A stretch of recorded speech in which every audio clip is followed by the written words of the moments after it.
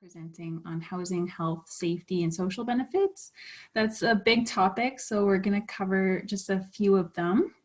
I'll be starting with housing, and then I'll pass it over to talk about employment insurance, COVID benefits, and Canadian pension plan if we have time.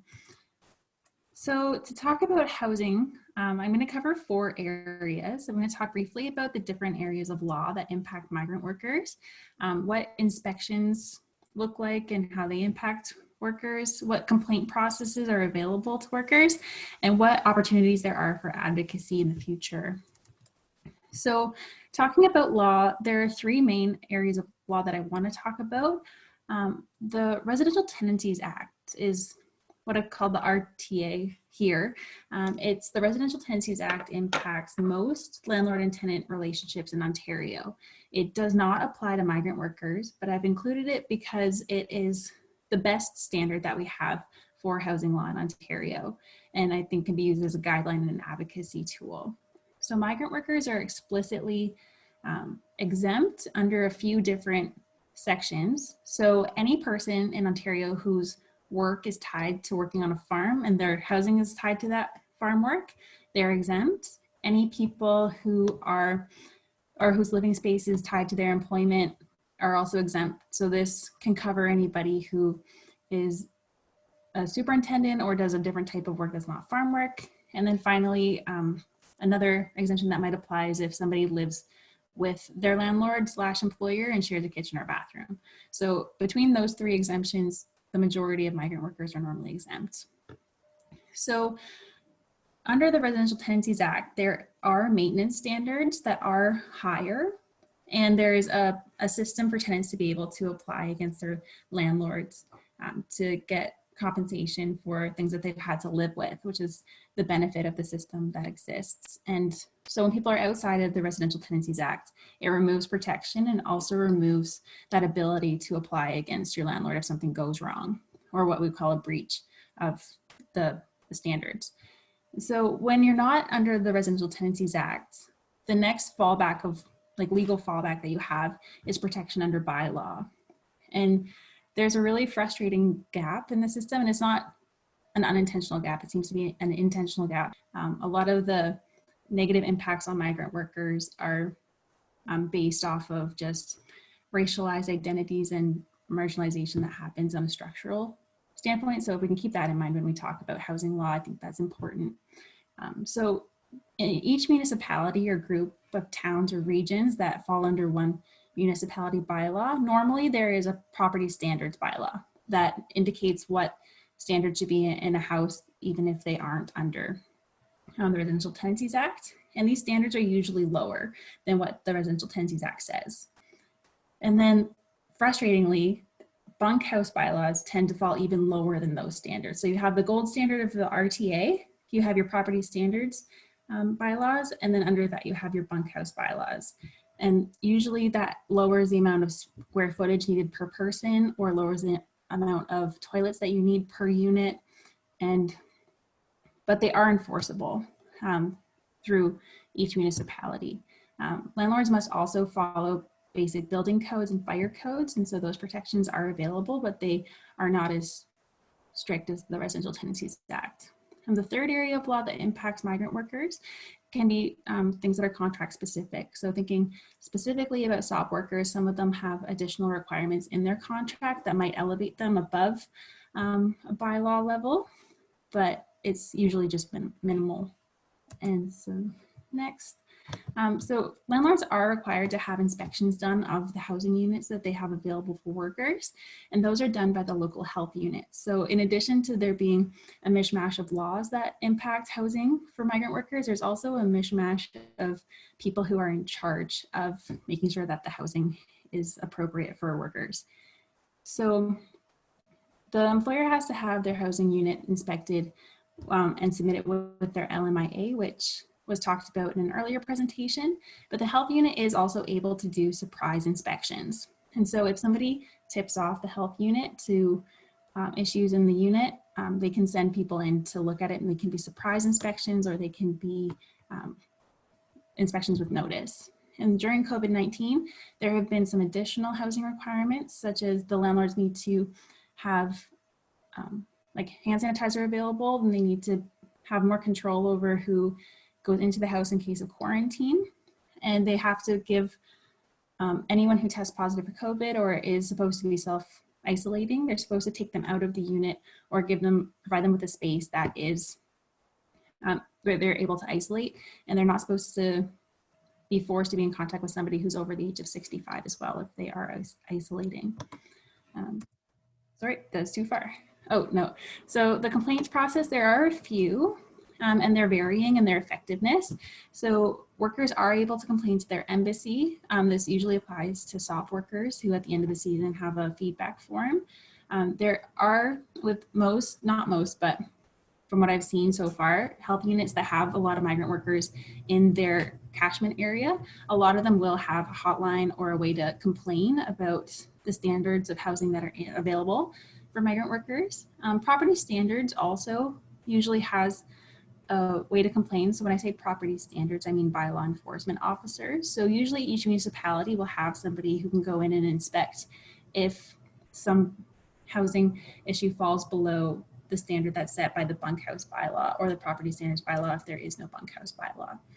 And there's also a way to complain to the Employment and Social Development Services at Service Canada for breach of a contract, which includes breach of accommodation. And so then the next one, so I just added some suggestions for advocacy. There is an opportunity in the next 3 weeks to advocate for minimum housing standards across all of Ontario. So I provided the email address where people or the government is accepting opinions or any kind of insight about what kind of housing standards should be implemented. And they're talking about including things like internet and looking at them, but we'll see how much they actually do. And they're also, to piggyback off of Elena and Azra, civil litigation is something that could be utilized. A lot of tenants who are not under the Residential Tenancies Act do go the civil litigation route if there is a breach. And there is the possibility in the future to advocate for human rights or a charter challenge or legislative reform. Hello, so I'm going to be talking about various benefits that migrant workers are eligible for, specifically EI benefits and COVID benefits. I included slides on the Canadian Pension Plan, which migrant workers are eligible for, but if we don't get to that, I'd be prepared to take any questions on it. So employment insurance, migrant workers do pay into employment insurance when they are getting their paychecks. This is assuming that they're documented workers, they have a SIN number, and they're going about everything, sort of within the confines of the law. But the issue is that just because they pay for the benefits doesn't mean they are equally eligible for them. So there are certain requirements to receive EI. You must not be working, you must have lost your job without fault, or you must have a just cause for leaving.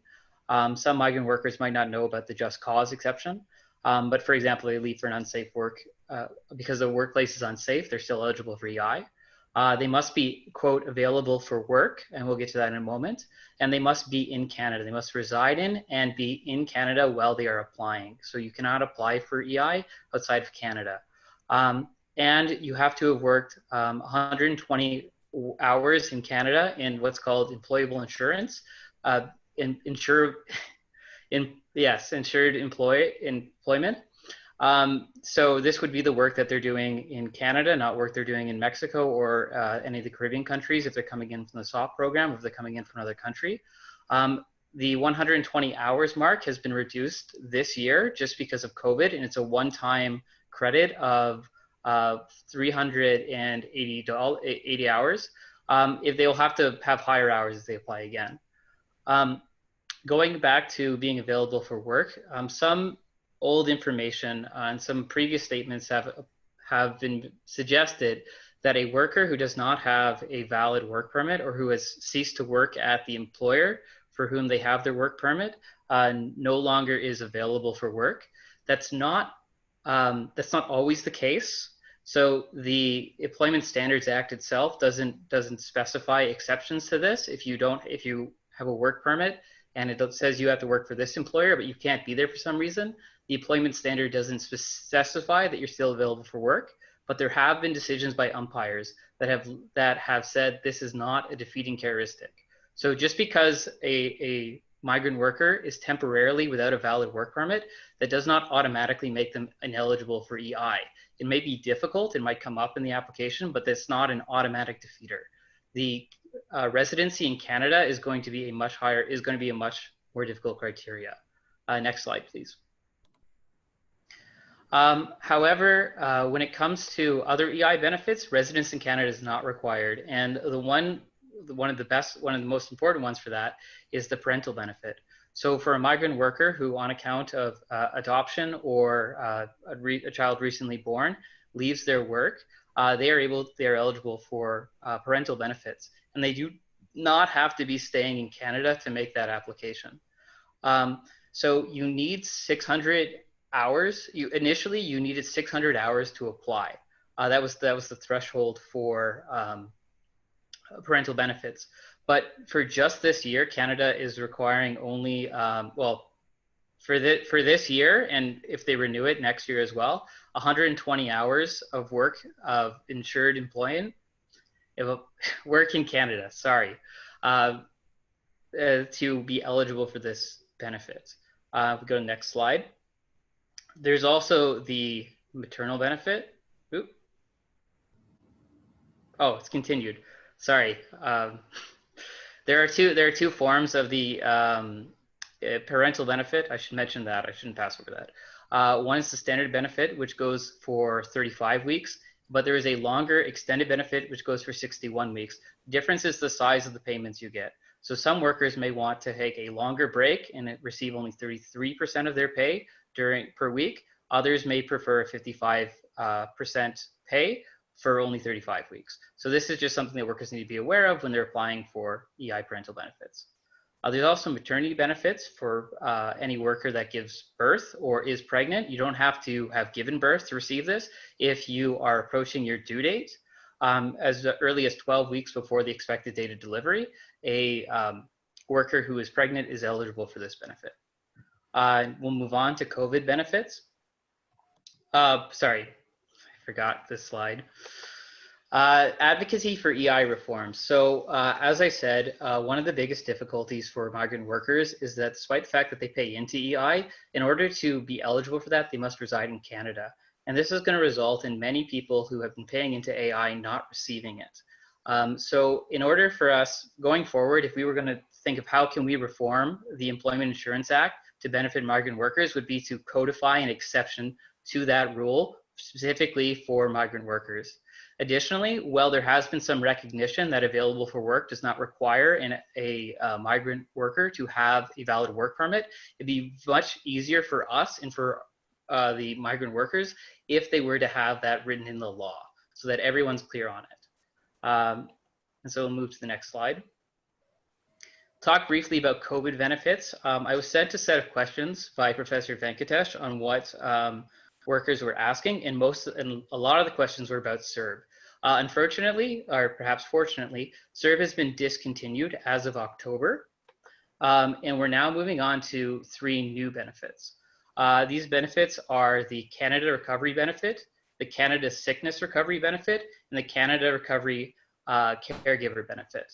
And if we go to the next slide, for each of these benefits, you have to live in Canada and be in Canada when you apply, have your workload reduced by at least half, and not be receiving other benefits. So this is a good benefit to apply for if a worker is deemed to be ineligible for EI, not on account of being outside of Canada, but for another reason. Also, you're only allowed to receive one at a time. So workers will have to pick which one best suits their scenario. Next slide. So the Canada Recovery Benefit is the most general, and it's when COVID interferes with your ability to work. So if there's a work stoppage or anything of that sort at your workplace on account of COVID, this would be the benefit you would apply for. Next benefit is the Sickness Recovery Benefit. This is specifically for people who contract COVID or have to self-isolate due to being at higher risk for COVID, or any other time that they are instructed to, sorry, my tongue's tied. Any other time they're instructed to self-isolate on account of being at risk of COVID. Next slide. Sorry, and the caregiver benefit is for someone who has to leave work on account of caring for a child or a dependent family member. Just for advocacy for COVID benefits, when it comes to COVID benefits, much like EI benefits, the residence requirement disproportionately disadvantages migrant workers. So having the law, working towards a law which is more sensitive to their particular vulnerabilities is where we really want to move. So let's go into Canadian pension plan then. That'll be in the next slide. So a Canadian pension plan is for any worker who is over the age of 60 who has made at least one, and I have confirmed it is simply one payment into the Canadian pension plan. They don't have to stop working. You can apply for it while you are still working and just receive it as a supplement. They can also choose to begin the benefits between the age of 60 and 70. And much like the parental benefits, if you start later or you have a shorter period of benefit, you will get more per payment. So it's really up to the worker on which they would prefer. Next one. So there's also the CPC disability benefit. This is a benefit for people who are already receiving their pension, and who are under the age of 65. And the reason for that is because after 65, automatic benefits start applying that make this redundant, who have a disability. They must have a disability. And to apply for this, they're going to have to verify that with a medical professional. So just to reiterate on the three areas of benefits I've covered, EI, COVID-19 benefits, and CPC, they are all granted by the federal government, not the provincial government. So further information for each of them can be found at canada.ca, which is the federal government's website. And these are all benefits that require you to have a valid SIN number, which SOP workers and people in the agricultural stream will have. All right, thank you very much, and take any questions.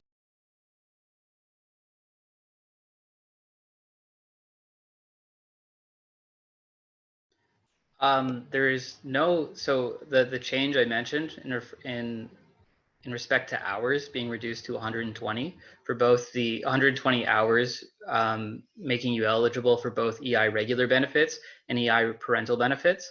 That's a change which the government introduced in response to COVID. As far as SIN numbers, there's nothing about SIN numbers listed in their COVID. There are changes to the employment insurance as in respect to COVID.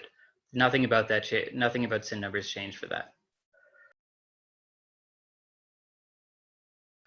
Well, the parental EI benefit does not require a worker to be in Canada to apply for it. So if the worker were to have a child with a Canadian and they were to take care of that child in their home country, they would still be eligible for the benefit. The benefit does not require the person applying to remain in Canada. So there is a list that is the minimum requirements set out by the government. I believe it's the one with the weird names, like Employment Social Services, but there is a form that has the checklist that health units have to go through. And the minimum requirements are very low. So as I was talking about, there's the Residential Tenancies Act and property standards, what every other tenant who's not under the act would face. Then there's bunk houses. And so they are kind of astonishing. Like one of the requirements is one toilet for 10 people, which isn't acceptable in any other legislation. And it's just basically that the building has to be watertight with no rats, which again, if there's a bit of leaking, many people don't look at that and say it's a complete breach. And there's also the ability for landlords to have an inspection and pass with conditions. And so even if they aren't meeting the minimum requirements, they can still pass. There's only a couple things that would cause an automatic fail. And they would, the onus, like the, I guess, not the onus, but the burden would be on the landlords to get another inspection to come in. There's not really a mechanism that I found that would send a health unit back to check again. But I would double check that for each health unit area because each one has their own procedures. But so the issue with housing is that the standards are so low, and even the standards aren't necessarily all going to be met in order to pass an inspection. So there's a lot of substantive like advocacy changes that need to be made from like a base level because it's a structural issue.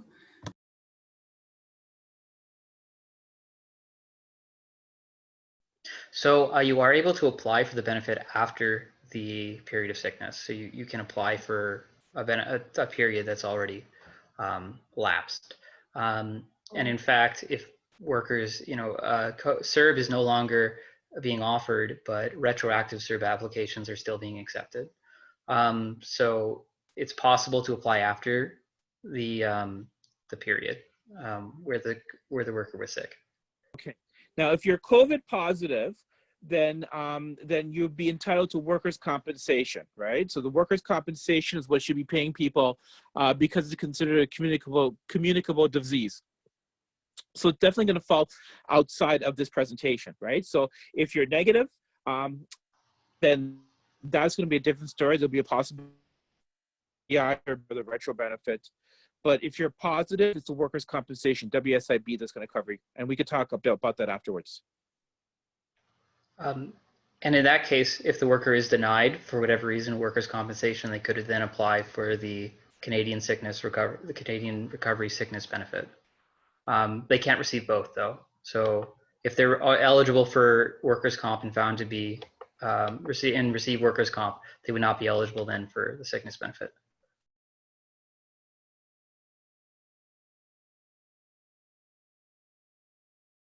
I'm going to talk really about EI, just kind of narrow in on that. When I was reading through the Act, which is not a fun act to read, I don't. If you want to go to sleep, read the EI Act. But you'll notice it doesn't explicitly mention migrant workers. If you do a search through it, you won't have any reference to temporary foreign workers, the SWAP program, or migrant workers. But it's that absence that is so prejudicial to them. The fact that these are just kind of this legislation, the legislatures just assume that the people applying are permanent residents and Canadian citizens, but they're still going to extract the deductions from the work for temporary foreign workers. So that's where the real injustice comes. When it comes to paying, they'll see them. They're suddenly visible when it comes to we can get money from them, or we can get agricultural products from them, or we can get something from them. They're very visible to us. But when it comes to benefits, they're invisible, and particularly invisible to legislatures, to legislators. And so I think what's next is really making sure that the people making our laws know and see the people who are working in agriculture in Canada.